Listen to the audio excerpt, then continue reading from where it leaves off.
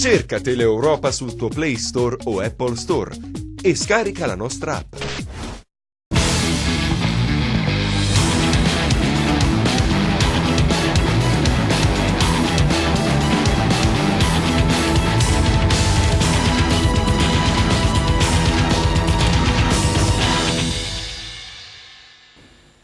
Buonasera amici sportivi e ben ritrovati con Tempi Supplementari, ennesimo appuntamento sportivo su Teleeuropa Network. Salutiamo chi ci segue dalla Calabria e dalla Sicilia orientale in streaming attraverso il sito di Teleeuropa Network per parlare ovviamente di Serie B con due pareggi nel weekend che hanno visto muovere la classifica dei silani nell'anticipo di Pescara, dove il Cosenza era anche andato in vantaggio in maniera fortuita, ma insomma ne parleremo anche di episodi davvero strani che iniziano ripetutamente adesso a sfavorire la formazione di Piero Braghi. E poi il punto conquistato in rimonta dal Crotone invece nel posticipo di domenica sera. Di fronte al Crotone c'era un Lecce straordinario e i pitagorici sono riusciti a fermare la corsa dei salentini. Di questo ma anche di tanto altro nella seconda parte con la Serie C protagonista, ed allora vi presento subito il mio compagno di viaggio. Buonasera e ben ritrovato ad Attilio Malena. Buonasera a te Paolo, buonasera anche a chi ci segue da casa. Anche oggi tanta carne al fuoco, quindi rimanete con noi. Tanta carne al fuoco e ospiti davvero importanti che passo subito a presentarvi. Salutiamo, è un amico di Tempi Supplementari, di Fair Play and Football, è un amico anche personale, nonché grande professionista, il presidente dell'associazione Cosenza nel Cuore, l'avvocato Antonello Aprile. Grazie per l'invito, sempre attivi, quindi complimenti, accetto sempre volentieri il vostro invito. E insieme a lui c'è un ospite di caratura straordinaria, non solo per quello che ha realizzato, seppur in un tempo breve ma straordinaria, l'esperienza sua all'Inter, ma soprattutto dal punto di vista caratteriale, dal punto di vista umano, un ragazzo straordinario, da una umiltà incredibile, e sono molto contento che sia con noi questa sera a Tempi Supplementari colui il quale ha rappresentato il calcio calabrese nella sua migliore immagine, l'ex Inter Felice Natalino. Buonasera a tutti e grazie mille. E con lui ovviamente parleremo anche di Inter, parleremo di settori giovanili, parleremo di quel calcio che più ci piace, che insomma è alla base della ricostruzione del calcio italiano. Attilio, è tutto pronto, però io inizierei subito con una copertina straordinaria che abbiamo realizzato proprio per Felice Natalino, perché siamo contenti di averlo qui in studio, ma soprattutto che lui ci abbia rappresentato, ripeto, anche se per un breve periodo, ma a livelli davvero altissimi. Vediamo. La passione per il calcio come unico motore propulsivo a spingerlo oltre. Un ragazzo di Calabria che ha accarezzato con mano il grande calcio, quello che conta, cresciuto nelle giovanili del Crotone, l'Inter lo nota e in coproprietà con il Genoa decide di acquistarlo per più di €1 milione. L'esordio in Serie A da predestinato, Rafa Benitez in panchina e l'esordio al minuto numero 46 al posto di Davide Santon. La prima presenza da titolare contro la Lazio e l'esordio in Champions al posto di un certo Capitana Viesanetti. L'esperienza all'Hellas Verona, poi il ritorno a Crotone, ancora l'Inter e l'inizio del calvario. Gli viene riscontrata un'aritmia cardiaca, mesi di consulti, ansie e paure. Poi il 30 giugno del 2013, la decisione tanto sofferta, l'addio al calcio. Natalino però non si perde d'animo e ricomincia sempre nel calcio. Vince una borsa di studio in marketing sportivo e comincia l'11 agosto del 2015 la nuova vita da osservatore dell'Inter. La luce in fondo al tunnel, nuove sfide lo attendono con la consapevolezza che il meglio può ancora arrivare. Il meglio può ancora arrivare, copertina doverosa dedicata a Felice Natalino. Felice, te l'avranno chiesto un sacco di volte e ritornare però su questo tema, un tema importante, una carriera iniziata in maniera prorompente, entusiasmante, piena di grande entusiasmo, fermata poi per problemi di salute. Però io ripartirei, Felice, soprattutto da quell'inizio, un inizio straordinario, un inizio che ti ha visto protagonista assoluto all'interno di un gruppo che era davvero eccezionale dal punto di vista della qualità. Quell'Inter era un Inter vincente. Sì, penso che lo dicano tutti, quello penso sia stato l'Inter più forte, bisogna dirlo, penso di tutti i tempi, no? Io ho iniziato ad essere più costantemente lì nel post triplete, quindi subito dopo aver vinto tutto, però effettivamente c'erano grandi campioni. Spero che l'Inter un giorno possa ritornare a quei livelli. Più avanti parleremo anche delle ragioni che poi ti hanno allontanato, perché insomma è un tema anche importante legato al controllo sotto il profilo della salute, sotto il profilo cardiaco, al quale poi i tesserati sono costretti a passare degli iter importanti, e che spesso però, nonostante queste continue visite, spesso magari qualcosa salta e il pericolo è dietro l'angolo. Però ne parleremo nella seconda parte. Entriamo quindi in ottica Serie B e lo facciamo approfittando ovviamente della presenza anche dell'avvocato Antonello Aprile. Prima però di sentire Antonello, Attilio, una prestazione, quella del Cosenza, che continua a manifestare grandi segni sotto il profilo della tenuta del gioco, sotto l'aspetto tattico, anche sotto l'aspetto fisico. Se proprio dobbiamo rimproverare qualcosa agli uomini di Braglia è la mancanza di capacità di saper finalizzare il gioco prodotto, e soprattutto la capacità di saper tenere il pallino del gioco in mano per larghi tratti della partita, però non concretizzare tutta questa mole di gran lavoro. Assolutamente, sono d'accordo. L'ennesima prestazione importante da parte del Cosenza di Piero Braglia, anche qui certificata contro la grande sorpresa del campionato di Serie B, che doveva rinunciare al suo bomber Mancuso, ma che all'interno aveva il reparto più importante di centrocampo della categoria. Ma come dicevi tu, non solo il Cosenza ha retto l'urto, ma si è dimostrato ancora una volta che c'entra poco con la lotta per la salvezza. Un Cosenza che, per quanto ha dimostrato anche contro il Pescara, dimostra di avere qualcosa in più rispetto alle altre. Io credo che questo alla lunga possa effettivamente pagare a stretto giro di posta nel raggiungimento anche aritmetico della quota salvezza. Contro il Pescara l'ennesimo episodio controverso, tu prima lo accennavi, il Cosenza giustamente recrimina per un rigore non concesso, per un mani abbastanza largo di un altro calciatore che l'Inter aveva disperso per strada, poi ha anche ripreso riscattandolo per più di 10 milioni di euro. Mi riferisco indubbiamente a Gravillon. Nonostante gli episodi controversi, nonostante anche la qualità del Pescara, il Cosenza riesce a tener testa a una formazione che lotterà fino alla fine per obiettivi importantissimi, e grazie alla nostra grafica abbiamo titolato Segni nel destino, con Gennaro Tutino protagonista lì dove tutto iniziò. Segni del destino, avvocato Aprile, è un punto importante in un campo difficilissimo, non certo semplice andare a conquistare punti che potrebbero essere questi, quelli decisivi poi per la salvezza.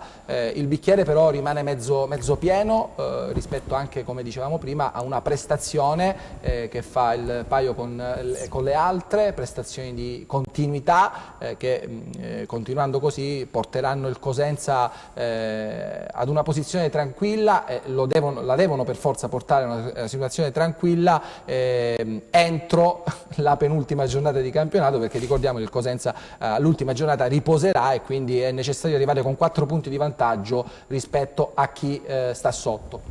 Sì, il Cosenza veniva da un periodo non proprio fertile come punteggi, conquistati anche immediatamente, penso alla partita a Foggia in casa col Brescia, quindi va da sé che a Pescara doveva essere una partita con punti. Così è stato, anzi, visto gli episodi che tu ricordavi prima, poteva anche andare diversamente col bottino pieno, però sicuramente il bicchiere è mezzo pieno, perché la squadra è viva, gioca bene, mette in difficoltà l'avversario. Non era facile fare punti a Pescara, perché in casa il Pescara è quasi un rullo compressore, quindi questa salvezza si avvicina sempre di più, ed è un altro miracolo del duo Braglia-Trinchera.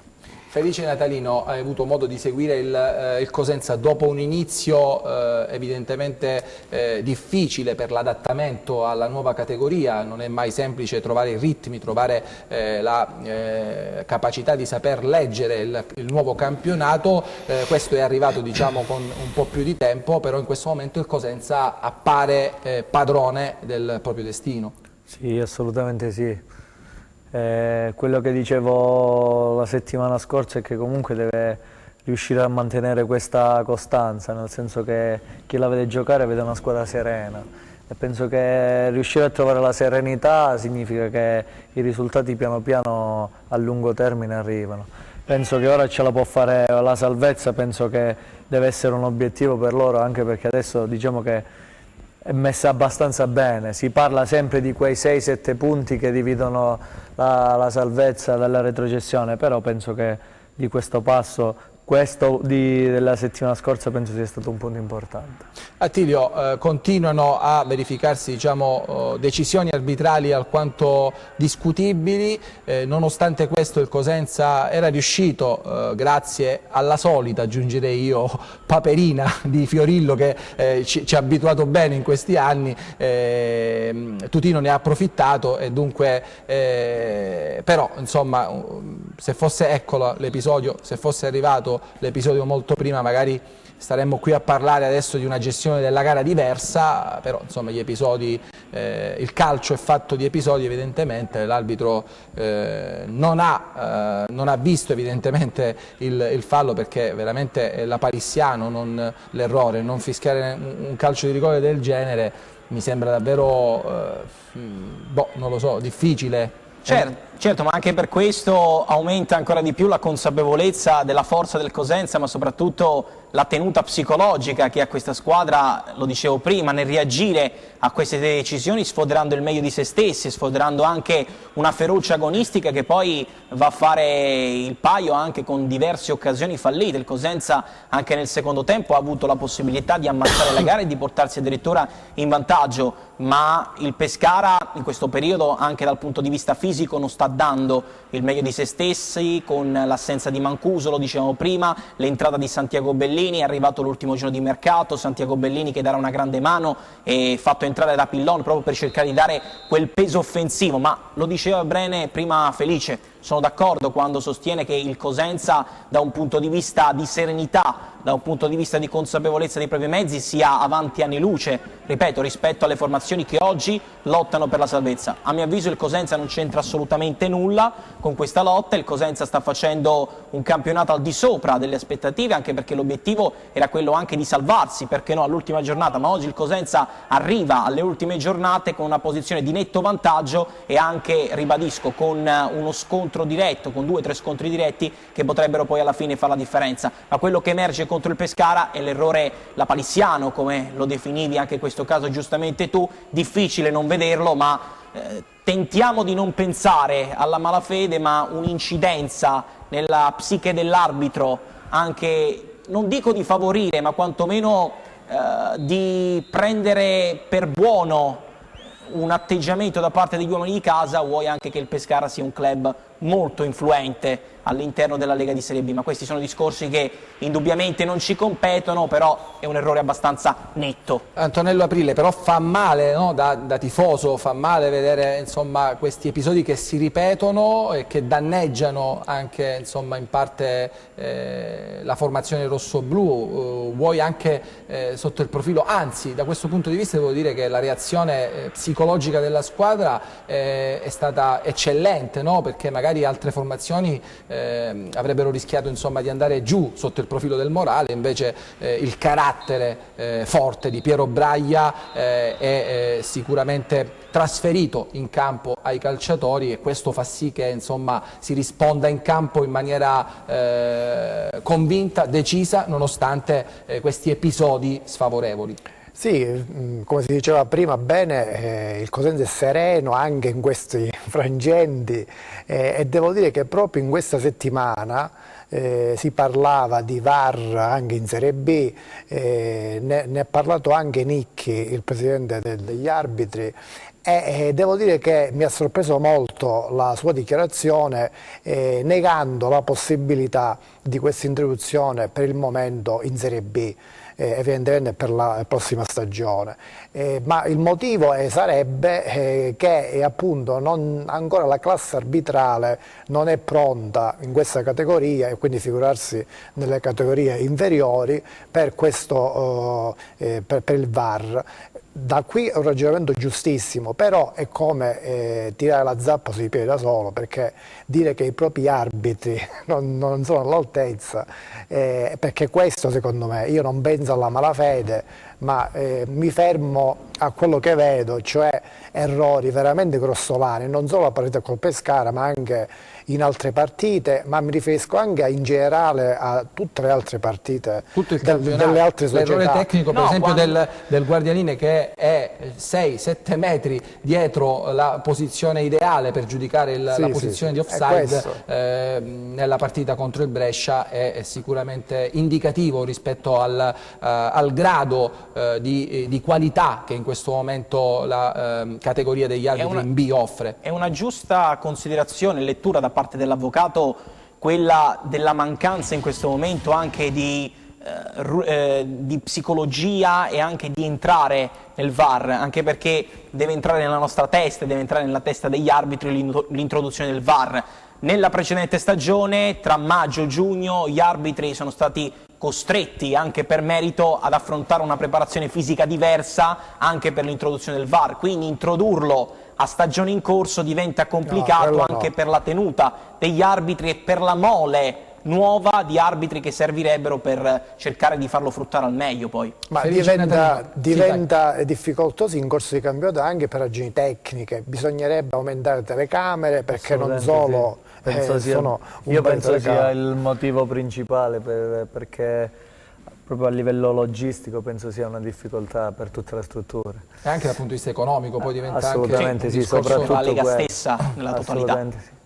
Ti chiedo, Biscardini ha fatto un cavallo di battaglia della Moviola in campo, bontà sua, insomma, appena ci ha lasciato il calcio italiano ha deciso di assecondarlo. Tu che idea ti sei fatto dell'utilizzo della tecnologia e soprattutto della gestione dello strumento, no? Che spesso viene anche utilizzato in maniera errata? No, ma io sono pro per quanto riguarda, sono molto a favore per quanto riguarda la tecnologia, anche perché se è un mezzo importante che può evitare diversi problemi, perché non usufruirne?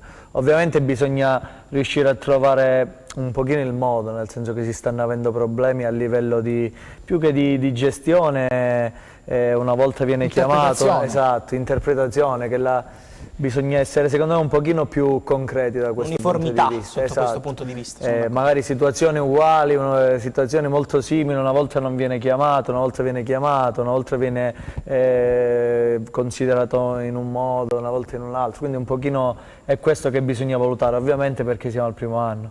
Io penso che l'emblema sia stato anche per quanto riguarda la tecnologia, sia stato Juventus, Atletico Madrid, del gol di Ronaldo. Io penso che se non fosse arrivato sull'orologio il gol, nessuno avrebbe visto quel gol. Assolutamente no. E invece, vedi, perché poi si va a vedere le immagini, effettivamente c'è quasi un metro. Quindi sono diminuiti gli errori, ma sono aumentate anche in questo caso le polemiche. Sono aumentate le chiacchiere, come dico io, però è giusto così. Materiale per noi. Esatto, è materiale per noi, ma per di più adesso si parla soprattutto nell'interpretazione perché non viene chiamato, perché una volta che si vede il gesto effettivamente sono davvero poche le situazioni che penalizzano effettivamente una società. È capitato raramente che guardando le immagini continua a vedersi un'azione che magari non c'è. Lì poi entra in gioco la discrezione di ogni singolo arbitro. Mi viene in mente un altro episodio che ha visto protagonista la tua ex squadra, l'Inter, quel rigore non concesso a Firenze, che nonostante l'utilizzo ripetuto della VAR non è stato concesso, ingiustamente lì francamente è solo per una discrezione dell'arbitro e che non lo ha concesso, perché le immagini in quel caso parlavano chiaro. Assolutamente sì, ma anche lo stesso rigore assegnato, il colpo di petto di D'Ambrosio, quello è un errore palese, però comunque ci può stare perché non succede spesso, ok? Quindi no, potremmo andare avanti con il rigore con la Roma. concesso alla Roma in Champions League. Sì, però assolutamente, bisogna lavorare secondo me solo su questo, io sono per, o bisogna chiamarla, deve essere un ente, una figura che in caso di errore interviene sempre, a prescindere, anche il minimo centimetro di fuorigioco, se c'è bisogna chiamarlo oppure ritornare come prima. Un giudice supremo. Esatto. Sì, no, perché purtroppo spesso succede che il protagonista non è l'arbitro, ma in molte partite è proprio il VAR. Esatto. E secondo me è una cosa un po' brutta per l'arbitro. Penso sia forse un problema di figura dell'arbitro, nel senso che forse non vogliono fare perdere l'importanza dell'arbitro. Poi lì c'è lo schieramento, no? Un arbitro che dimostra di essere troppo presuntuoso e non vuole attingere al VAR, invece l'arbitro che viene considerato debole, che ogni episodio va a guardare il VAR. In realtà non è così, perché se c'è lo strumento è giusto che non chiaramente sempre, ma vada utilizzato per come indicano le norme. Ti ricordo un episodio, non mi ricordo in quale partita, l'arbitro era a 2 metri da uno scontro di gioco, ha voluto rivedere il VAR per alzare il cartellino rosso. Quindi, no, lì subentra anche una sorta di insicurezza. A 2 metri dal... Torniamo però alle cose di casa nostra, Attilio, perché lo abbiamo insomma ribattezzato pari e patta il pareggio del Crotone, che riesce a trovare un punto importante in casa contro il Lecce, che ha disputato un'ottima partita, sta bene, in salute, la formazione di Liverani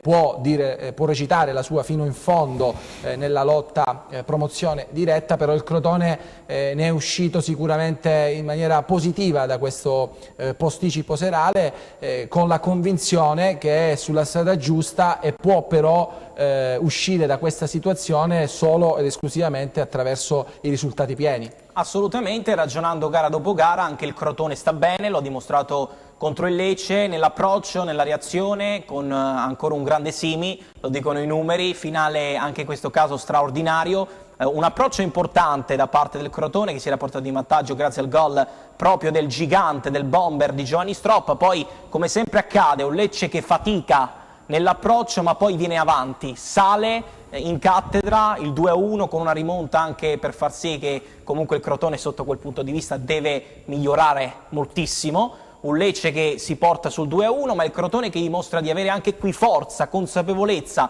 riprendendo la partita e addirittura sfiorando il 3-2, se non fosse per il salvataggio straordinario del difensore del Lecce, che in quel caso ruba il tempo con un intervento fantastico a Carbo. Ma anche qui da una parte il Lecce che conferma tutti i suoi punti di forza e però conferma la peculiarità che stiamo indicando ormai da diverse settimane, riesce ad andare avanti, a materializzare successivamente l'ingresso in partita, ma ancora una volta subisce e riesce a reagire. Contro il Crotone ci è riuscito, ma non so se alla lunga effettivamente può essere un pregio o un difetto, lo scopriremo solamente con il tempo. Il Crotone, che tra l'altro è anche ex squadra di Felice Natalino. Felice, lo abbiamo detto più volte, no?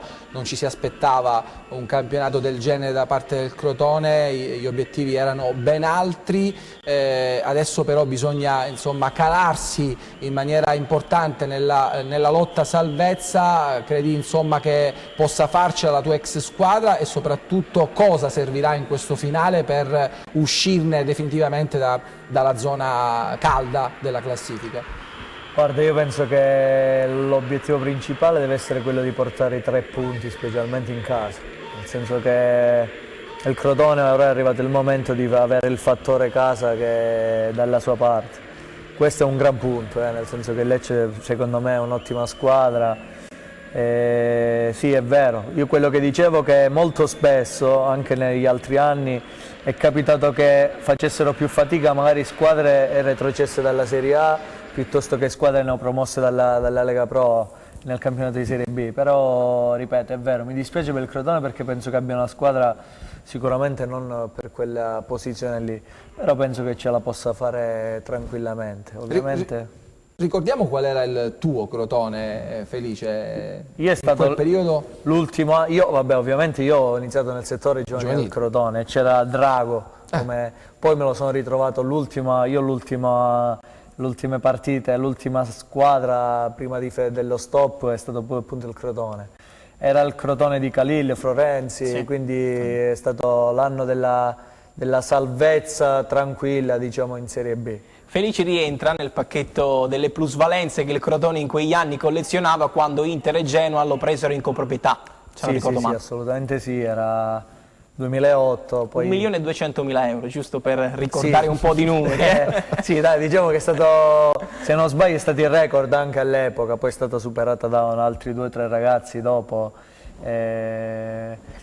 Però sì, è stata, ripeto, è stata una bella trattativa, io ero stato soddisfatto, anche perché in quel periodo diciamo che ero considerato tra i talenti l'enfant prodigio. Sì, quindi è stata una bella cosa, dai. Assolutamente. Attilio, a Crotone in questo momento sorridono i risultati, sorride sicuramente una condizione, come hai detto bene tu, di Simi, ne parleremo nella seconda parte della trasmissione, quando poi parleremo anche di sosta, perché si ferma il campionato, quindi cercheremo di fare un po' le carte al campionato, poi ci tufferemo velocemente in Serie C con un Regina Catania che è davvero affascinante proprio a proposito di Massimo Drago, e poi terza parte dedicata interamente al torneo internazionale, il più grande torneo internazionale per la categoria 2008, organizzato appunto da Felice Natalino e Aiello in memoria del compianto Pasquale Gallo. Tra le squadre partecipanti c'è l'Inter, c'è il Milan, c'è il Genoa, ma ne parleremo nella terza parte. Non cambiate canale.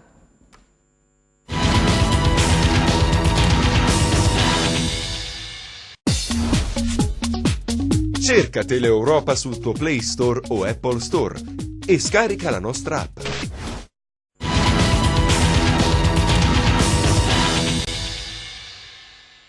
Rieccoci nuovamente a tempi supplementari dopo la pausa pubblicitaria. Abbiamo un po' analizzato i match di Cosenza e Crotone con Pescara, rispettivamente con Pescara e Lecce. Adesso il campionato cadetto si ferma per la sosta per gli impegni della nazionale. Anche qui scelte che più volte io, Attilio, ho un po' contestato, no?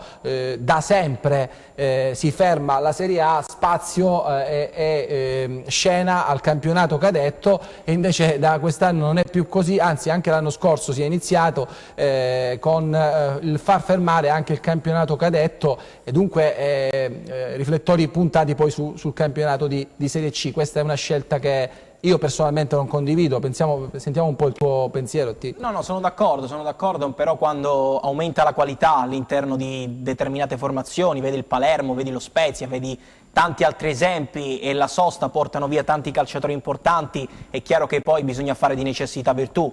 O decidi di rimandare gli impegni con più nazionali, però lì il protrarsi di tempo, di tempistica, però questo lo devi fare a 360 gradi, perché per esempio lo scorso anno, Felice, è capitato che durante i playoff qualche formazione abbia perso dei pezzi pregiati, certo, per le qualificazioni, per i mondiali, per questo e per quell'altro, e poi è chiaro che ne va del risultato sportivo che ti giochi fino all'ultima giornata, no? Sì, io però devo dire la verità, nel senso, quando ci sono in mezzo le nazionali bisogna dare la priorità alle nazionali stesse. Purtroppo è sempre stato così. Ovviamente, ripeto, come giustamente diceva, se la qualità della Serie B si alza e ci sono giocatori tra Palermo e Nazionale, tu non puoi far continuare. No, anche qui vale il discorso del VAR. È una questione di buonsenso, anche. Assolutamente sì. Di una decisione costretta per forza di cose. Tra l'altro Nazionale che per te è stata fondamentale per la tua crescita, per approdare poi al club nerazzurro, no? Sì, sono stato visionato nell'Under 15 e Under 16. Io, diciamo, ho avuto la fortuna di fare fino all'Under 21 tutta la trafila. Nella 21 poco, perché era il periodo che poi ho smesso, quindi non sono più andato in nazionale, però sì, sono anche queste stesse, diciamo che le nazionali si stanno accavallando anche con le nazionali dei settori giovanili, quindi eventualmente comunque trovarsi in Serie B senza ragazzi della nazionale under 19, della nazionale under 18, comunque per qualche società può pesare una cosa del genere, quindi sì, io sono d'accordo, nel senso che è una pura questione di necessità fermare il campionato. Sei d'accordo, a proposito di pause, più che la nazionale non capisco perché il calendario di Serie B, che adesso forma solo 19 squadre, anziché 22, sia rimasto lo stesso, con un sacco di turni infrasettimanali che non hanno senso, quindi potevano anche spalmarli in altro modo. No, in un'ottica generale il campionato di Serie B purtroppo, dispiace dirlo, ma è così, ha perso un po' lo spirito della Serie B. Anche qui venerdì, sabato, domenica uno spezzatino che non si capisce, e anche dal punto di vista televisivo non viene valorizzato come dovrebbe. 2 o 3 anni fa la Serie B aveva un risalto mediatico, nonostante in campo probabilmente non c'era la qualità che c'è adesso, però c'era un risalto diverso anche per via di una completezza di servizio televisivo che ahimè oggi non c'è. Infatti i tifosi del Cosenza, insomma, in questo momento rimpiangono, dice noi mancavamo da 15 anni in Serie B, proprio quest'anno Sky doveva decidere di rinunciare al campionato cadetto, perché evidentemente Felice è venuta meno quella visibilità che un colosso come Sky ti dà, senza nulla togliere agli sforzi che DAZN sta mettendo in campo, però è neofita del settore e soprattutto in Italia evidentemente qualcosa, soprattutto all'inizio, ha lasciato in termini di qualità. Sì, io penso anche per quanto riguarda la Serie A, devo dire la verità, giochi venerdì, giochi sabato, giochi domenica, giochi lunedì, nel senso addirittura martedì qualche anche volta. Sì, purtroppo è così, però qua secondo me subentrano cose più grandi di noi, assolutamente, soprattutto a livello economico, quindi purtroppo bisogna fare sempre di necessità virtù, e quindi è così. A pagare esatto. sono sempre sicuramente i tifosi. Allora Attilio, abbiamo detto che si riposa, però è necessario fare un po' il punto sul campionato cadetto, che vede sempre il Brescia in testa, il Palermo che risponde presente, e Sorniona, l'Hellas Verona, tra l'altro anche ex squadra di Felice Natalino, è lì che sicuramente darà battaglia fino alla fine. Assolutamente, tra l'altro il movimento in panchina con il Padova, che ha deciso di risollevare nuovamente dall'incarico Pierpaolo Bisoli per affidarsi all'esordiente Centurioni, quindi un in bocca al lupo a Centurioni, perché ne avrà veramente una brutta gatta da pelare. Il Padova, così come il Carpi, anche in termini di classifica hanno commesso talmente tanti di quegli errori che poi li stanno pagando nel finire della stagione. Il campionato che, come dici tu, ha emesso anche dei verdetti importanti in questa 29esima giornata, in attesa della 30esima. Il Benevento non sa più vincere, cercasi il definitivo salto di qualità, terza sconfitta consecutiva contro uno Spezia che ha dato letteralmente spettacolo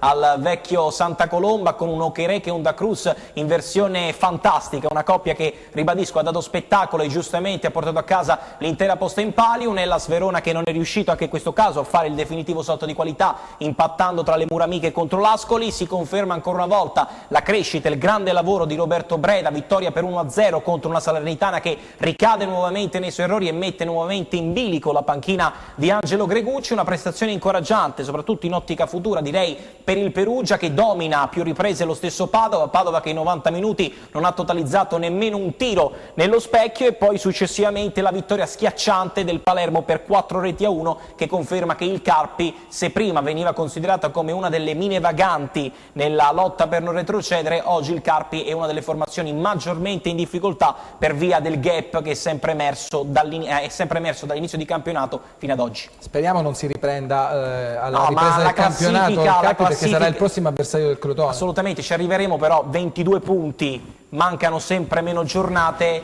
la vedo abbastanza dura, nonostante Castori ci abbia abituato, no, Felice, in questi anni ad imprese straordinarie, ma sinceramente vedo poco margine. Assolutamente. A Felice chiedo, insomma, Roberto Breda sembra abbia la bacchetta magica, appena subentra, in qualsiasi formazione lui sia andato da subentrato, ha sempre risollevato le sorti delle proprie squadre, no? Lo scorso anno lo ha fatto a Perugia, dove gli è stata negata la possibilità di giocarsi i playoff che aveva conquistato sul campo.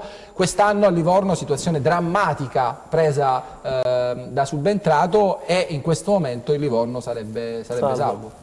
Sì, vabbè, penso sia l'esperienza di questi allenatori. Allenatori di categoria? Assolutamente sì, esistono allenatori per ogni categoria. Io paragono, secondo me, il top in Lega Pro, penso sia Autiere adesso. Sì, Autieri, sicuramente. E Breda, penso per la Serie B sia un campionato decisamente alla sua portata. Io direi anche fuori categoria, perché quando un allenatore, soprattutto nelle ultime 2 esperienze, prende una formazione come il Perugia negli inferi, poi non si sa per quale motivo non gli facciano giocare i playoff per scegliere Alessandro Nesta, che senza la fiducia incondizionata della società non si ritroverebbe lì dov'è, anche perché Nesta sì, porta avanti una mentalità spensierata, porta avanti una mentalità offensiva, ma se non ci fosse la fiducia incondizionata della società, oggi Alessandro Nesta in qualunque altra piazza secondo me sarebbe stato esonerato. Roberto Breda ha ripreso il Livorno da penultima, oggi se il campionato terminasse oggi sarebbe clamorosamente salvo, quindi io credo che Roberto Breda meriti altre chance in piazze più ambiziose, ma perché no anche un gradino in più, perché a mio avviso è all'altezza. E invece sulla corsa promozione ti chiedo, Felice, tu che conosci molto bene la piazza di Verona, come dicevo prima, l'Hellas Sorniona è in ritardo rispetto a quello che era, insomma, l'obiettivo, che era, insomma, di stravincerlo o comunque dominarlo questo campionato, però è lì, piano piano, punto dopo punto, si giocherà fino alla fine, insomma, la promozione diretta. Sì, guarda, io devo essere sincero, stravincerlo secondo me era un parolone troppo grosso, anche perché penso che il Palermo, se non avesse avuto un pochino questo periodo così, sarebbe stata sempre la prima a puntare al primo posto. Ovviamente c'è anche il Brescia che è un'ottima squadra. Ripeto, l'Hellas secondo me, anche come il Crotone, ha l'obbligo di fare tanti punti in casa, anche perché il fattore pubblico per l'Hellas penso sia l'elemento più importante. Ripeto, secondo me l'Hellas come tifoseria, io ho avuto anche la fortuna di stare 6 mesi lì, ha una tifoseria eccezionale, paragonabile tranquillamente alle prime 5 di Serie A. Quindi spero per l'Hellas, ripeto, è un campionato bello, abbastanza equilibrato quest'anno, quindi speriamo bene anche per loro. Caro avvocato Aprile, c'è una partita importante alla ripresa dopo la sosta che Piero Braia ha iniziato già un po' a preparare, a studiare le contromosse da portare al club rosanero, che certo non attraversa, come diceva prima Natalino, dal punto di vista societario un momento felice, anzi tutt'altro, però la vittoria, insomma, della settimana precedente in trasferta, la vittoria contro il Carpi, testimoniano come questo gruppo capitanato da Roberto Stellone sia unito, coeso verso quel traguardo che potrebbe dare una chiave di svolta rispetto a una situazione drammatica. Solo attraverso la promozione in Serie A il Palermo potrebbe sperare di continuare la propria vita, la propria esistenza. Sì, il Palermo ha una situazione complicatissima che è difficile che si risolverà se rimarrà in Serie B, quindi farà di tutto per guadagnare quantomeno le prime 2 posizioni, per avere la promozione diretta, ma ha le carte in tavola per riuscirci, e sarà una bella partita perché il Cosenza in casa riesce sempre, ma anche fuori casa, a mettere in difficoltà l'avversario, quindi per il suo modo di giocare, per la sua aggressività, e l'abbiamo visto anche all'andata, che non meritava di perdere. Rispetto all'andata noi siamo un po' più esperti, abbiamo cercato di capire questa Serie B com'è, quindi sarà una bella partita sabato prossimo a Marulla. Attilio, rispetto alla gara con il Brescia, il Cosenza dovrà gioco forza, aumentare l'intensità durante i 90 minuti, la concentrazione e portare insomma il rendimento di prestazione per almeno 70-80 minuti in grado di poter far fronte alla forza e alla veemenza del club rosanero. È chiaro che per vincere questa partita tu devi giocare al 110%, gli avversari invece devono un po' steccarla la partita. Ma direi proprio di sì, una sorta di congiunzione astrale che poi potrebbe favorire o il Cosenza o viceversa il Palermo, ma più che intensità io direi gestione diversa della partita e di un approccio completo dei 90 minuti che poi è mancato contro il Brescia, un Brescia che nella seconda parte della partita, ne abbiamo parlato ampiamente, è salito in cattedra e lì il Cosenza ha avuto anche la forza mentale e psicologica di riuscire a prevalere nel risultato complessivo. Contro il Palermo dovrà riuscire a capire sin da subito quale possa essere poi il progetto di gara che il Cosenza vuol fare, ma io direi di sfruttare anche, Paolo, la competenza dell'avvocato Aprile in studio per capire quali possono essere gli effetti del caso Spezia sul campionato di Serie B. Cosa si rischia, che cosa si va incontro oggi, avvocato?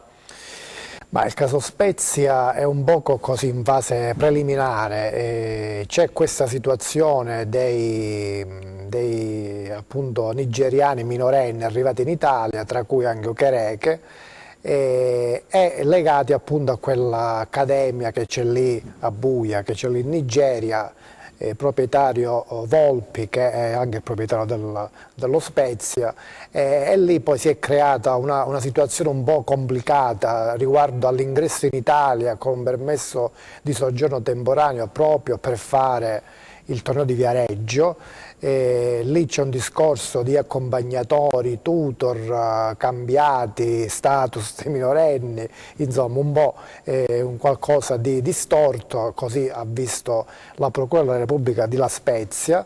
Ad oggi le carte pare che siano passate, proprio quegli atti del Tribunale di La Spezia, la Procura di La Spezia, sono passati alla Procura federale, e quindi questo fa capire che siamo lì per avere una causa poi al Tribunale federale, e quindi poi si vedrà.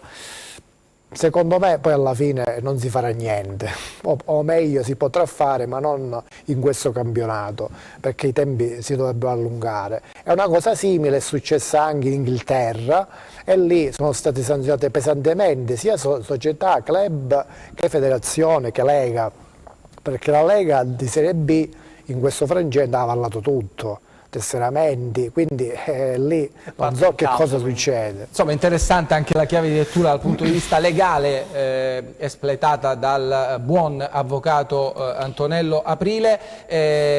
Attilio, io direi possiamo chiudere il capitolo legato alla Serie B, ne avremo la prossima settimana di tempo per anticipare poi i match della prossima settimana, appunto Cosenza-Palermo e Carpi-Crotone, con un Crotone chiamato a questo punto ad andare a fare la partita della vita in Emilia per portare bottino pieno e uscire in maniera chiara e definitiva da una situazione difficile.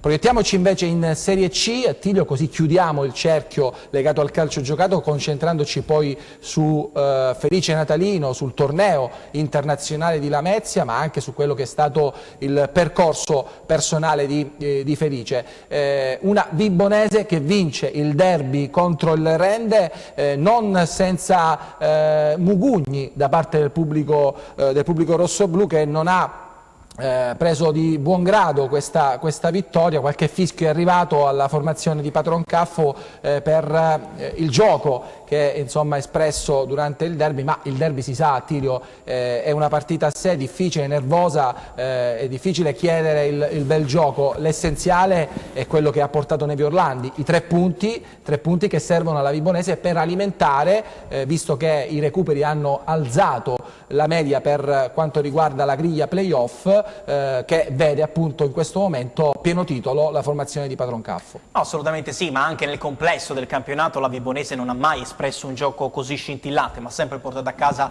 l'obiettivo, rispettando poi anche un campionato al di sopra delle aspettative. Anche contro il Rende si è vista una formazione più pronta dal punto di vista della tenuta anche fisica, psicologica, che ha battuto una formazione invece che nel girone di ritorno sta vivendo un incubo e l'ha confermato, nonostante però contro la Vibonese sia stata sempre costantemente in partita e abbia dimostrato di esserci, quantomeno dal punto di vista non solo della tenuta fisica ma anche della tenuta psicologica, un po' uno degli argomenti cardine della puntata oggi, i tempi supplementari. Un successo che rinfranca la Vibonese sotto questo punto di vista ed aumenta sempre di più le speranze di playoff, mentre per il Rende prosegue un girone di ritorno numericamente, aritmeticamente da incubo, e anche qui non si capisce il perché, anche se l'obiettivo anche se dico Attilio, la squadra non è dispiaciuta affatto quella vista al Luigi Razza. I complimenti per il gioco espresso durante l'intero match insomma testimoniano come questa squadra non sia in crisi sotto il profilo del gioco, però serve quella zampata, serve quel qualcosa in più per portare punti al proprio mulino. Anche a questo punto questa esperienza, direi, perché cos'ha la Vibonese in più del Rende? Qualche calciatore più esperto rispetto a un Rende. Io prima parlavo di risultati, non parlavo assolutamente di gioco. Perché in termini di esperienza evidentemente anche la panchina conta, no? Sì, assolutamente, in questo senso sì, ma ribadisco, passare dall'essere la sorpresa del campionato, sfiorare addirittura il primo posto, a mettere addirittura in discussione la salvezza, di acqua sotto i ponti ce ne passa, qualcosa effettivamente è successo, ma ribadisco mai in termini nettamente di gioco e di espressione, perché sotto quel punto di vista il Rende c'è sempre stato, ma da un punto di vista dei risultati inspiegabile, perché il Rende non ha avuto una mezza misura quest'anno, si è passato dall'esaltazione alla depressione, non è stata mai trovata secondo me una chiave di volta anche all'interno del mercato invernale, che non ha consentito anche a Modesto poi di poter avere, anche per via di infortuni, per via di squalifiche, di momenti all'interno che ci ha spiegato anche il presidente Coscarella quando è stato ospite a tempi supplementari. Quindi oggi l'importante è salvaguardare la categoria, poi magari si procederà ad alimentare un progetto che sicuramente funziona. Assolutamente, comunque Rende e Vibonese stanno ottemperando a quello che erano insomma i pronostici dell'inizio. Il Rende per una salvezza tranquilla, la Vibonese lo stesso, però insomma sono lì e si giocheranno fino all'ultimo le carte per entrare nella griglia playoff, che è sicuramente motivo di grande soddisfazione. Chi preoccupa però, Attilio, sicuramente sono le big, le blasonate della regione, no? Catanzaro e Reggina. La Reggina ha riposato, il Catanzaro invece è alla terza sconfitta consecutiva, campanello d'allarme. Se prima era campanellino, adesso inizia a essere campanello. Sirena, no? È intervenuto anche il presidente Noto, un po' preoccupato, e a mio giudizio forse un po' aver mollato psicologicamente la presa al primo posto, e questo insomma è la logica conseguenza evidentemente. No, dopo lo scavetto di Giannone si è avuto l'effetto contrario di quanto mi aspettavo. Io dopo quella partita mi aspettavo francamente un Catanzaro che potesse riprendere la marcia, ma in realtà effettivamente sembra una squadra che pensi già a qualcosa di oltre. Effettivamente oltre ci sono solamente i playoff. Anche contro i Rieti abbiamo preparato in grafica, mettendo al centro Eziolino Capuano, che ha imbrigliato il Catanzaro. Da una parte una personaggio Eziolino. Sì, assolutamente, ma lo avremo ospite nelle prossime settimane, senza dubbio. Ha imbrigliato il Catanzaro, ma da una parte il Rieti ha bisogno urgentemente di punti, dall'altro c'è una squadra che paradossalmente non ha più nulla da chiedere al campionato, anche se vincere, come è capitato nel caso del Cosenza, aiuta poi a imbastire una mentalità, aiuta a imbastire una consapevolezza che purtroppo alla terza sconfitta consecutiva il Catanzaro non ha. Felice, prima parlavi di Auteri come insomma, allenatore di categoria per la Serie C, lo dicono i fatti, per lui parlano i risultati, e in relazione a questo ti chiedo, può essere una strategia quella di aver allentato la presa rispetto al primo posto, e magari anche dal punto di vista motivazionale, dal punto di vista anche atletico, magari un richiamo a quella che è la preparazione? Io penso di sì, nel senso, dopo la Juve Stabia comunque hanno capito che il primo posto forse era troppo troppo distante, quindi penso sia solo esclusivamente un calo mentale e fisico che poi li porterà a stare bene nella fase dei playoff. Spero sia così, perché comunque perdere 3 partite di fila per il Catanzaro non te l'aspetti, no? Però penso che sia solo una questione gestita così. Sì. E chiudiamo, Attilio, con quello che è il match, direi, sicuramente della settimana, il match del Granillo fra Reggina e Catania, che con la Serie A e la Serie B ferma, a questo punto dal punto di vista del blasone diventa il match della settimana in tutta Italia. Tra l'altro ci saranno anche i riflettori di Sport Italia, che seguirà in diretta la partita alle 14:30 all'Oreste Granillo, dove arriverà l'ex di turno Walter Alfredo Novellino in panchina con gli etnei, che invece stanno viaggiando alla grande, reduci dalle belle vittorie con Juve Stabio, con Catanzaro. È un Catania che cercherà disperatamente l'aggancio alla vetta insieme al Trapani, anche se l'impresa, soprattutto per gli etnei, diventa un po' più difficile, perché 6 punti da recuperare sono tanti, con il Trapani che invece è a soli 2 lunghezze e che ha perso davvero una grandissima occasione a Brindisi nel campo neutro contro la Virtus Francavilla. Però ritorniamo al match del Granillo. Attilio, la Reggina ha riposato, c'è da rispondere in maniera concreta sul campo, con una gara che arriva forse nel momento migliore, no? Per mettere a tacere tante discussioni, tante voci, e soprattutto la possibilità per Massimo Drago di finalmente mettere il timbro evidente alla sua era, di fatto alla Reggina. Direi proprio di sì. In grafica abbiamo raccolto un famoso sequel cinematografico che non sarà proiettato al cinema, ma verrà proiettato sul campo. Walter Alfredo in ritorno. Mi aspetto di vedere una Reggina squadra, anche metabolizzando questa pausa, cercando di fare quadrato intorno a un obiettivo che oggi non appare semplice, quello di raggiungere i playoff. Era un'imposizione forte da parte della società, anche con uno sguardo poi a quelle che erano i playoff, ma oggi la Reggina deve guardare solamente a gara dopo gara. Non è retorica, ma la classifica dice questo, e affronta un avversario che arriverà all'Oreste Granillo carico, anche per stessa missione in via privata del Deus Ex Machina del Catania, Pietro Lo Monaco. Il Catania ha cambiato completamente, non schema di gioco, ma ha cambiato l'atteggiamento, ha cambiato anche lo sguardo verso il futuro. Io credo che il Catania con Walter Alfredo Novellino in panchina possa essere una delle mine vaganti per i playoff. Bisogna stare attenti anche in ottica futura al Catania, perché si è creato nuovamente un'unità di intenti, un ambiente, grazie al ritorno, alla discesa in campo del presidente Antonino Pulvirenti, che ha chiamato a raccolta i tifosi. Tutti i pezzi del puzzle sono stati messi al posto giusto, ma sulla Reggina finalmente ci aspettiamo una squadra vera in campo. E ci aspettiamo sicuramente un Oreste Granillo strapieno di entusiasmo, visto quello che ha portato il presidente Gallo sotto il profilo della carica emotiva, dell'entusiasmo. Questo si deve poi riportare sugli spalti per spingere la formazione di Drago alla vittoria contro gli etnei. Ci fermiamo per l'ultima pausa pubblicitaria, ma non cambiate canale. Al rientro con Felice Natalino parleremo di calcio giovanile, parleremo di torneo internazionale di Lamezia, ormai un fiore all'occhiello del calcio giovanile. Non cambiate canale.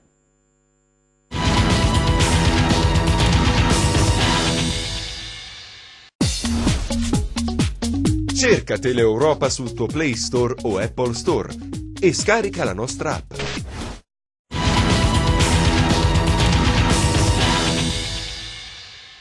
Rieccoci. Prima di tuffarci nel calcio giovanile, mi piaceva chiudere con una chiosa, Attilio, sulla Reggina, perché insomma in questi giorni ne ho sentite davvero di sciocchezze relative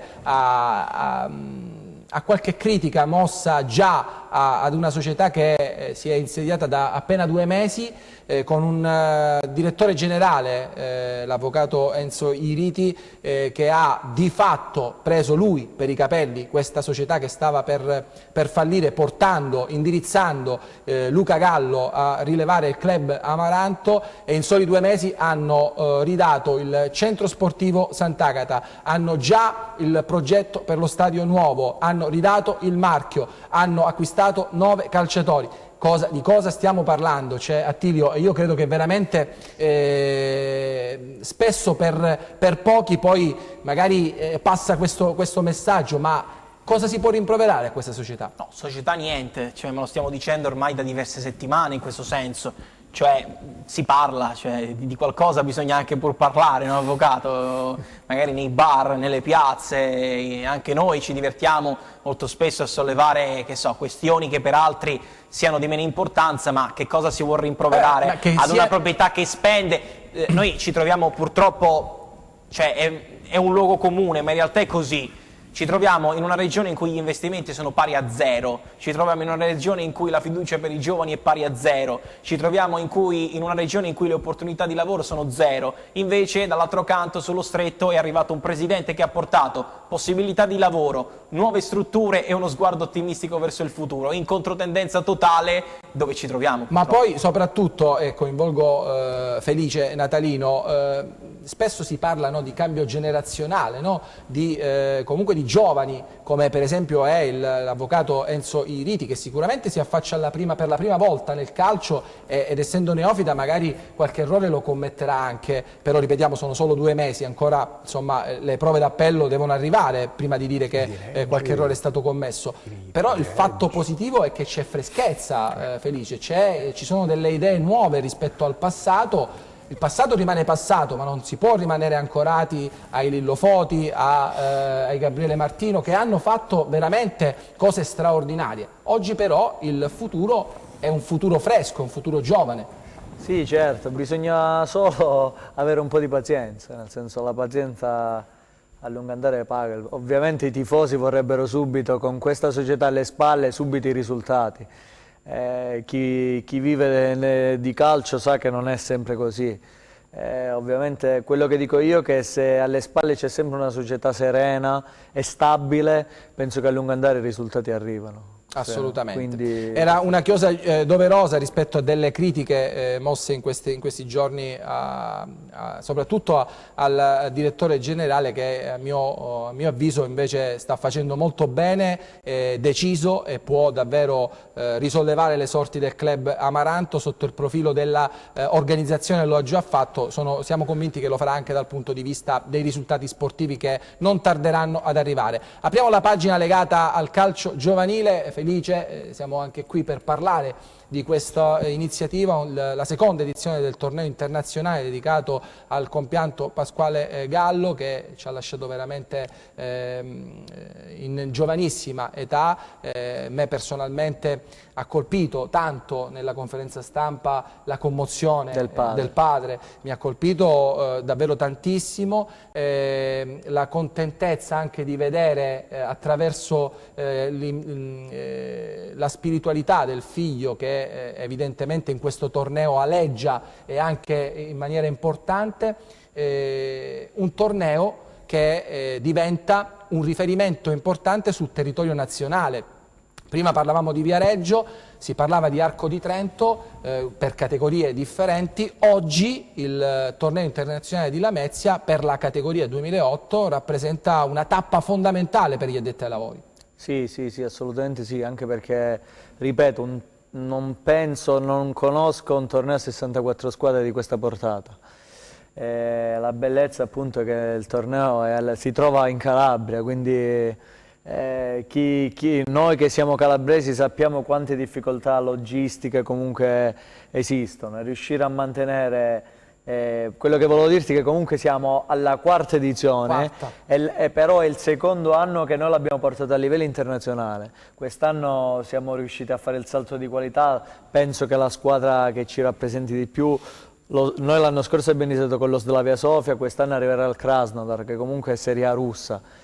Riuscire a portare queste società che comunque vanno a fare tornei internazionali non solo in Russia ma in tutto il mondo, vanno in Brasile, vanno in America, vanno in Cina, specialmente le russe si muovono dappertutto, è comunque un motivo di orgoglio. Ovviamente le difficoltà sono state tante, però dai, spero che anche quest'anno riusciamo ad essere all'altezza. Tra l'altro c'è anche una squadra giapponese addirittura. Sì, siamo riusciti ad avere praticamente una rappresentativa delle Academy Milan tramite Angelo Aiello, siamo riusciti, questa è una rappresentativa giapponese di tutti i migliori delle Academy Calcio Milan in Giappone.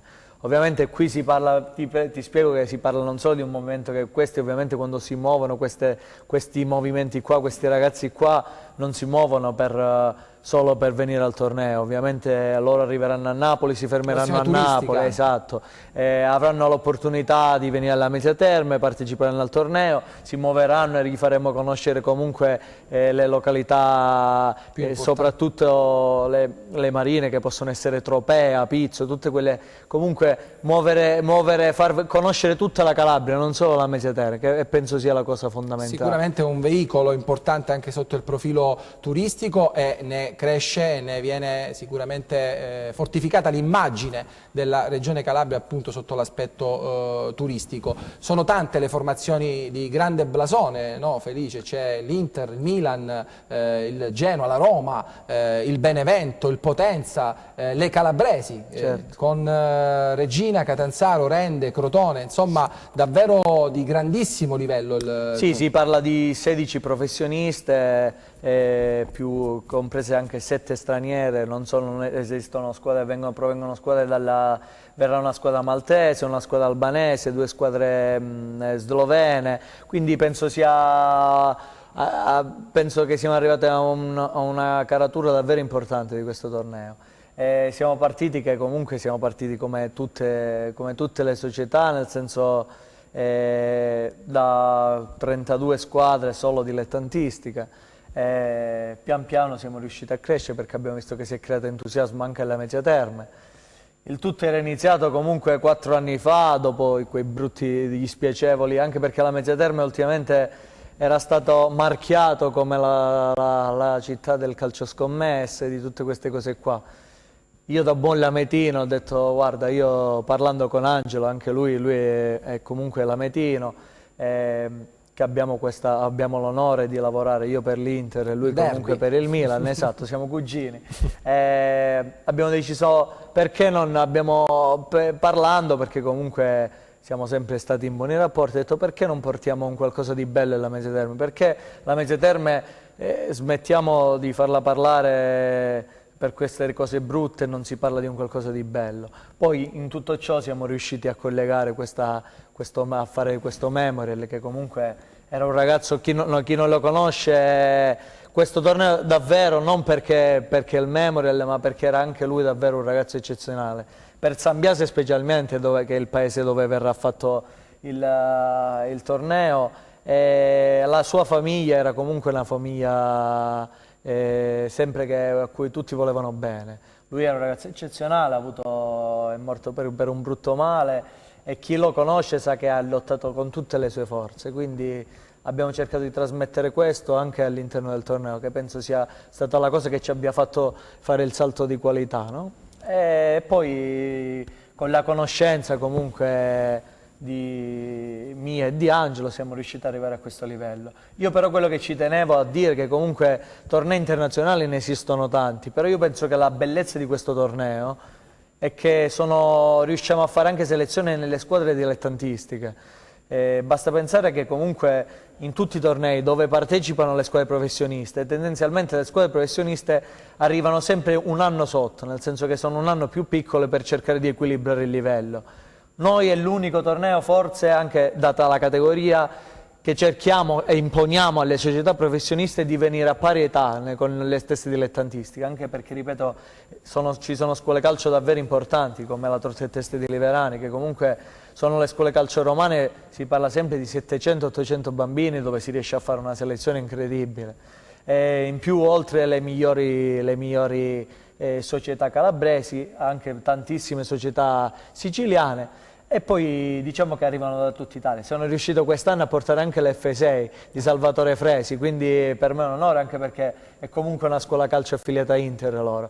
Anche loro hanno una bellissima struttura, hanno comunque Salvatore che è da chioccia per quella scuola calcio. Questo gruppo è anche il suo, a quanto ho capito, l'allena lui personalmente, quindi speriamo che possa essere una bellissima manifestazione. Assolutamente, ci sono tutti i presupposti e poi tra l'altro Felice è un torneo che è sì competitivo, sì insomma si punterà poi ognuno a fare meglio dell'altro, però si giocherà sempre e tutte le formazioni riusciranno a portare a casa un trofeo, giusto? Non solo chi si classifica prima nel girone. Esatto, quest'anno essendo 64 squadre abbiamo provato a cambiare il format, nel senso, forse è l'unico torneo, non so se esistono altri tornei in questo.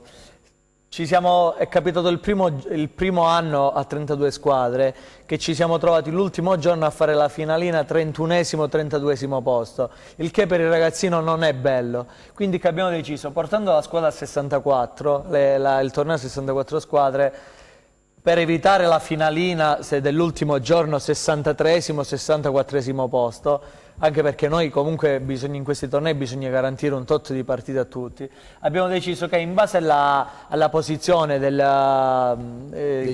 girone esattamente, si entra in 4 tipi di trofeo. Ovviamente chi si presenta, chi si qualifica primo per ogni girone è quella che poi ambirà al primo posto e quindi al trofeo in carica, e viceversa anche chi si qualificherà come secondo entrerà a gareggiare con tutte le altre seconde, quindi diciamo che anche nella fase successiva si livellano anche i gironi, anche chi arriva quindi quarto nell'ultimo girone, che magari ovviamente il livello esatto ambirà ad arrivare nel girone a vincere un trofeo, che comunque si parla di trofei, io lo dico perché è la cosa più bella secondo me, di 80 centimetri, quindi per il trofeo dico che i bambini hanno pure difficoltà a portarlo, quindi e poi anche un modo per gratificare soprattutto chi vi ha aiutato poi nella macchina organizzativa, anche dal punto di vista economico, perché il dispendio è sicuramente tantissimo, e gratificare anche insomma le aziende che vi hanno sostenuto intitolando poi i vari trofei. Sì, siamo partiti comunque dal nulla e siamo arrivati a società importanti come la Guglielmo, non so se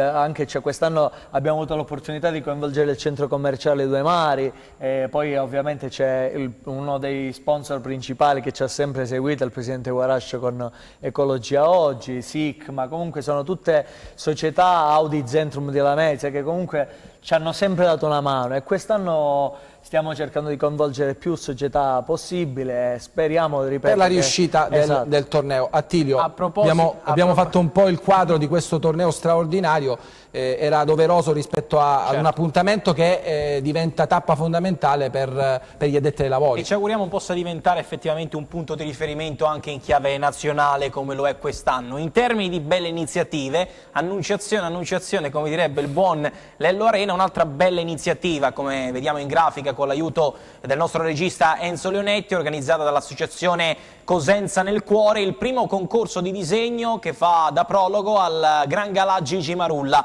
riservato ai ragazzi under 14. I temi del disegno sono il Cosenza e il numero di maglia di Gigi Marulla. La prova del concorso sarà domenica 31 marzo alle 18:30 presso la sede dell'associazione Cosenza nel Cuore, in corso Telesio 72 a Cosenza. Il vincitore sarà ospite al Gran Galà del premio Marulla. Ovviamente troverete tutte le informazioni del caso sulla pagina Facebook dell'associazione Cosenza nel Cuore Supporter Trust. Quindi belle iniziative a cui cerchiamo di dare voce. L'associazione sicuramente che è davvero attiva nella città di Cosenza e che regala sempre pagine davvero importanti sotto il profilo sociale, che aiutano soprattutto a far crescere anche la creatività, no? in questo caso. Parte finale, Attilio, la dedichiamo ovviamente a Felice Natalino. Hai tu una curiosità per Felice? Io ne ho altre. Io ne ho due anche molto scontate, ma in realtà sarà così. L'esperienza che ricordi con maggior bellezza, con maggiore emozione, e poi la domanda che poi ci facciamo tutti in questo studio: il compagno più forte con cui tu abbia giocato. Allora, per quanto riguarda l'esperienza, io penso che chi ha la fortuna di arrivare lì comunque prende qualsiasi cosa, qualsiasi gesto, qualsiasi situazione, penso che deve farne comunque tesoro di quello. Ovviamente penso che il sogno di ogni bambino è riuscire a varcare il campo da gioco, oltre che San Siro, comunque in Champions, quindi io lo ricordo con tanto affetto. Sono entrato anche al posto del capitano, quindi per me è stato davvero una settimana spettacolare, anche perché era successo una cosa molto brutta all'epoca, morì mio zio in un incidente stradale per quanto riguarda, ci fu una strage alla Mezzia Terme dove furono investiti 7 ciclisti e tra quelli c'era anche mio zio, quindi ci fu un pochino di confusione mediatica alla Mezzia Terme. E in più io mi trovavo che la settimana stessa dovevo fare, avevo già esordito e dovevo fare poi l'esordio in Champions. Ripeto, quella è stata secondo me la settimana più bella della mia vita a livello calcistico. Poi ovviamente quello che dico sempre, secondo me l'Inter, dopo il fenomeno, penso che il giocatore più forte nella storia dell'Inter sia stato Samuel Eto'o. Io ho avuto l'opportunità di giocarci insieme e penso che sia stato per me un grande privilegio. Decisivo sicuramente nel triplete. E invece la mia curiosità, che è quella che hanno un po' tutti, no? Felice, tu hai vissuto un momento straordinario, no? Da ragazzino, come dicevi tu, da ragazzo che fa il suo esordio in massima serie, fa l'esordio in Champions League, poi invece è costretto da un destino beffardo a dover rinunciare a questo sogno. Ecco, ti chiedo quanto c'è di rammarico nel non aver continuato una carriera che era davvero spalancata e invece quanto c'è di consapevolezza nell'aver, come dire, essere riuscito a capire dal punto di vista medico che stavi rischiando tantissimo, che stavi rischiando la vita e che hai rischiato la vita. Guarda, potrei stare qui ore e ore a parlare di tutte le sensazioni che ho provato in questi anni, no? Però comunque quello che dico sempre è che bisogna vedere, tutti dicono no è vero Felice, guarda che hai rischiato veramente ed effettivamente è vero. Ovviamente però io dalla mia parte potrei dire tranquillamente, guardate che io stavo giocando nell'Inter, non stavo giocando così, io ero arrivato dove tutte le persone, dopo tutti i sacrifici che ho fatto, c'ero riuscito. Però lì penso che bisogna trovare una via di mezzo, no? Nel senso c'è chi dice che si guarda il bicchiere mezzo pieno, chi mezzo vuoto, io lo guardo a metà, come dico sempre, perché è giusto che sia lì, anche perché è vero che dopo la malattia comunque, fino a quando non sono stato male veramente, comunque la mia idea era quella di voglio tornare a giocare, non mi interessa. C'era anche la possibilità all'epoca di andare a giocare all'estero perché le condizioni burocratiche, per quanto come sai tu, ti permettevano di giocare all'estero, ovviamente ti fanno prendere tutte le tue responsabilità e non c'è nessun problema. Poi quando ho avuto l'attacco, il mio vero attacco cardiaco dove effettivamente ho rischiato la vita, mi ha fatto vedere tutte le cose in maniera diversa. Poi ripeto, io ho avuto la fortuna comunque di non essere stato abbandonato dall'Inter, infatti per questo io non smetterò mai di ringraziarli, nel senso per me l'Inter, io ho iniziato il 2008 e ancora adesso sono un tesserato Inter, ovviamente prima come calciatore, adesso come dirigente, come osservatore, comunque a me l'Inter non mi ha mai abbandonato e penso che questa sia stata per me una grandissima fortuna, perché comunque ovviamente trovarsi dalle stelle al nulla sarebbe stato magari bruttissimo, invece io no, perché comunque l'Inter mi è sempre stato accanto sia nella malattia e sia poi mi ha cercato di immettermi in questo nuovo ruolo che a me sta piacendo tanto, devo dire la verità, e mi sta facendo crescere tanto, nel senso che mi sta mettendo c'è il nuovo direttore che ha preso il posto di Ausilio, è il responsabile, è il direttore Samaden, sì. Dove io ormai per me è un secondo padre. Per quanto riguarda il capo scouting c'è Giuseppe Giavardi che comunque per me, ripeto, è un secondo padre. Queste sono tutte persone che mi hanno visto, mi hanno scelto loro come giocatore e ora mi stanno facendo crescere come osservatore, quindi penso che per me... perché conoscono a fondo le caratteristiche umane adesso e lo spessore umano di Felice. Guarda, io quello che dico sempre, non ho mai dato problemi a nessuno e penso che sono sempre stato un ragazzo umile. Io ho voglia ovviamente di lavorare e di rimanere in questa famiglia e spero di rimanerci il più a lungo possibile. Poi il futuro, chi lo sa, io spero sempre di rimanere sempre, anche perché sono interista, quindi... Mi hai un po' anticipato brevemente, qual è il tuo rapporto con Massimo Moratti? Il presidente, ripeto, io quando sono stato male penso di aver avuto la fortuna che ci fosse questo presidente qui, che penso in questi ambiti penso sia il numero 1, il presidente Moratti. Però ripeto, non è solo lui, anche la stessa dirigenza nuova comunque mi ha continua a pagarmi, io sono un dipendente a tutti gli effetti dell'Inter, quindi non smetterò mai di ringraziare, dal presidente Zanca al presidente Moratti, al direttore Ausilio, al direttore Samaden, ma anche a tutte le persone che mi sono state a fianco in questo periodo. Più che presidente Moratti, a quanto ci ha fatto capire, qualora ce ne fosse bisogno, era un padre di famiglia. Assolutamente Massimo Moratti. sì. Assolutamente, è la storia di Felice Natalino che voi tutti conoscete, insomma, riecheggia anche qui a tempi supplementari l'emozione che insomma, ci ha colpito questa sera di avere accanto un ragazzo straordinario, dall'umiltà incredibile, ma soprattutto dai grandi valori umani. Siamo giunti in conclusione ringrazio per la partecipazione l'avvocato Antonello Aprile, presidente dell'associazione Cosenza nel Cuore. Grazie Antonello. Ci rivedremo più avanti. Grazie a voi. Certo. E ringrazio davvero di cuore per la presenza prestigiosa a tempi supplementari l'ex calciatore dell'Inter, oggi osservatore della formazione nero-azzurra, Felice Natalino. Grazie mille. Attilio, altro grande successo, grande colpo di tempi supplementari questa sera, con te l'appuntamento è ovviamente per giovedì prossimo. Ci rivediamo giovedì prossimo, un grazie a tutti anche da parte mia, buonanotte. E allora riposatevi soprattutto in Serie B questa settimana, noi vi diamo appuntamento comunque giovedì prossimo per parlare sempre di B, sempre di C, ma soprattutto per cercare di trasferire la passione, le emozioni che questo gioco riesce a fare. Non mancate, giovedì prossimo alle 21, sempre su Teleeuropa Network.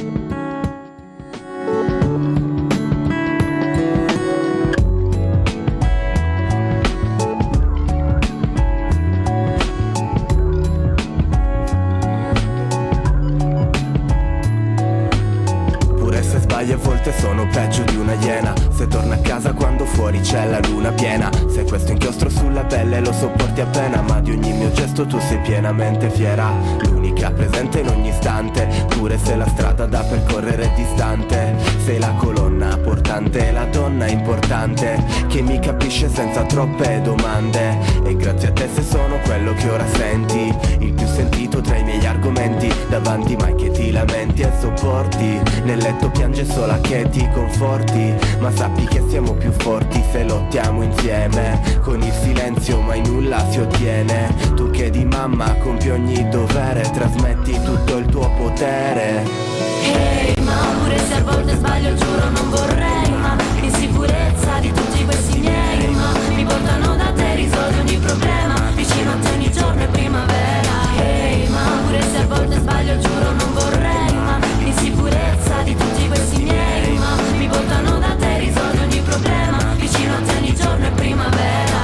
Anche se non sono stato una brava persona, non è che non andavo bene, non ci andavo a scuola, non ti ho mai dato la soddisfazione di un diploma, ma ho lavorato sodo dai 18 anni ancora, mi do da fare, scrivo pure una canzone che dice proprio hey ma mi serva da lezione, ma voglio regalarti almeno una soddisfazione, sperando in questo testo che ti doni un'emozione. Inchiostro sulla pelle per primo il tuo nome, senza la testa tuo figlio ormai non è, delle parole le rime un campione, la prof mi darebbe di certo ragione. Hey ma non ti sentire triste, resta sempre allegra, che riempi casa e rendi calda l'atmosfera. Chi rema contro questa sera guarda nera, invidia te una donna tutta intera. Hey ma pure se a volte sbaglio giuro non vorrei, ma l'insicurezza di tutti questi miei, ma mi portano da te, risolvi ogni problema, vicino a te ogni giorno è primavera. Hey ma pure se a volte sbaglio giuro non vorrei, ma l'insicurezza di tutti questi miei, ma mi portano da te, risolvi ogni problema, vicino a te ogni giorno è primavera. Tu che potresti andare via ma invece resti, per i tuoi figli anche alla vita ci rinunceresti. Tu mai calpesti chi ti è intorno ma rispetti pure questi che maldestri sembra facciano dispetti. Porto i tuoi occhi e il tuo carattere, quando non ho per niente voglia di dibattere, quando i pensieri stanno a galla come zattere, mi dai la forza adatta per combattere. Hey ma pure se a volte sbaglio giuro non vorrei, ma l'insicurezza di tutti questi miei ma mi portano da te, risolvi ogni problema, vicino a te ogni giorno è primavera. Ehi,